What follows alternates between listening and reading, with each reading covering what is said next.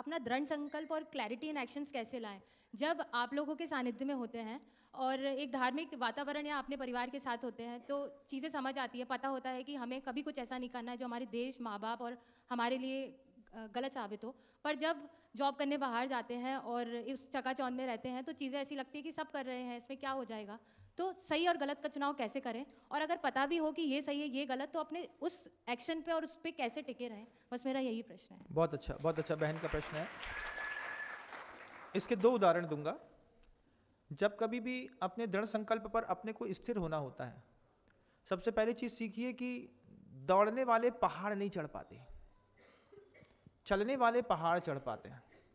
तो किसी भी संकल्प के पीछे दौड़िए मत, चलिए, इजी गोइंग। सब में शिखर जी में आपने देखा, शुरुआत में लगता है अरे छोटे से तो पहाड़ है, चढ़ लेंगे। मुश्किल से 200 कदम चलोगे, होने लगे, क्या होने लगा? दौड़ने वाले पहाड़ नहीं चढ़ पाते। संकल्प कल्प वृक्ष का पहाड़ है, उस पर चलने के लिए आपको प्रतिदिन थोड़ा थोड़ा थोड़ा थोड़ा आगे बढ़ना होता है। और जितना आप थोड़ा थोड़ा भी आगे बढ़ते हैं, अपने आप को सही फीडबैक देना सीखिए। अगर आपने अपना परफॉर्मेंस सही किया है, प्रैक्टिस सही करी है, तो उसका रिजल्ट अच्छा आएगा। आपने गलत किया है तो गलत आएगा। फिर ये दूसरा प्रश्न उठता है कि बाहर जाते हैं और मन भटक जाता है। तो बाहर जाने पर जो मन भटकता है, वो बाहर जाने पर भटकता हुआ मन वास्तव में कहीं इंटीग्रेटेड है ही नहीं।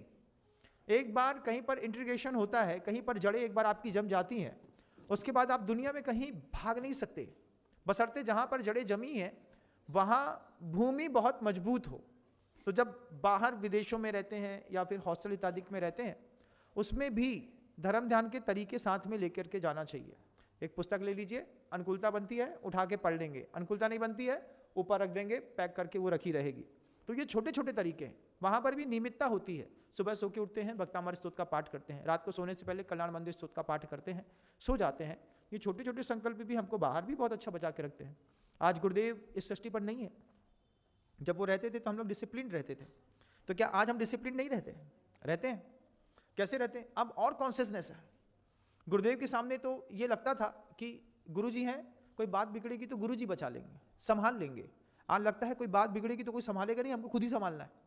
तो आज गुरुदेव के जाने के बाद और सजगता है इन महाव्रतों के प्रति, और सजगता है अपने डिसिप्लिन और अनुशासन के प्रति, अपना कैरेक्टर बिल्कुल फ्रेश मेंटेन करने के प्रति। जब कोई नहीं रहता है तो पाप भीरू लोग और पाप भीरू हो जाते हैं। अगर पाप से भय होगा तो बाहर कभी कोई पाप नहीं करता। 1000 मौके मिलते हैं।